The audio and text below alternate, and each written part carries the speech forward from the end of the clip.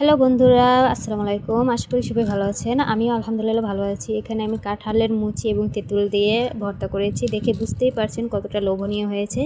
ঈদ চলে গেছে, আজ 5 দিন হলো, কিন্তু যার বাড়িতেই যাই না কেন গোস্ত, পোলাও, সেমাই, পিঠা ইত্যাদি খেতে খেতে একদম হয়ে গেছি। এর জন্য ভাবলাম যে টক ঝাল মিষ্টি করে একটা ভর্তা করি।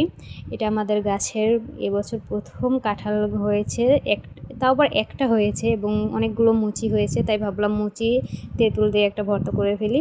যারা এই মুচি ভর্তা খেয়েছেন তারা অবশ্যই বুঝতে পারছেন যে এই মুচি ভর্তা কতটা স্বাদের হতে হয়। এই যে দেখুন, এখানে আমি মুচি নিয়েছি, তেঁতুল নিয়েছি, এখানে পেঁয়াজ আর ওখানে মরিচও নিয়েছি যেন একটু ঝাল ঝাল হয়। মুচিগুলোকে এখন আমি ভালো মতো ঘষে ধুয়ে নিচ্ছি। আমাদের গাছে এইবারই প্রথম কাঁঠাল হয়েছে এবং তাও আবার একটা হয়েছে, পরের বছর থেকে হয়তো বা আরও বেশি হতে পারে।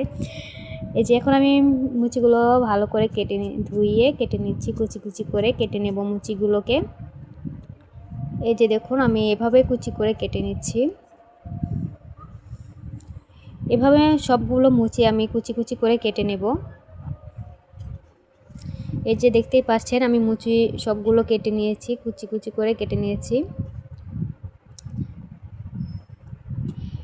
এবার মরিচ, পেঁয়াজ এখানে আমি দিয়ে দেব। মরিচ আর পেঁয়াজ একসাথে ভালো করে মাখিয়ে নেব।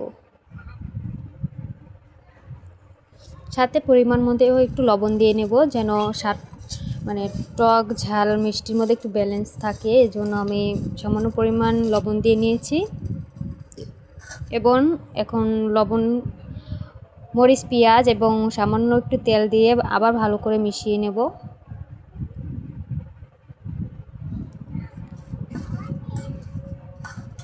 এই যে দেখুন, আমি ভালো করে মিশিয়ে নিচ্ছি।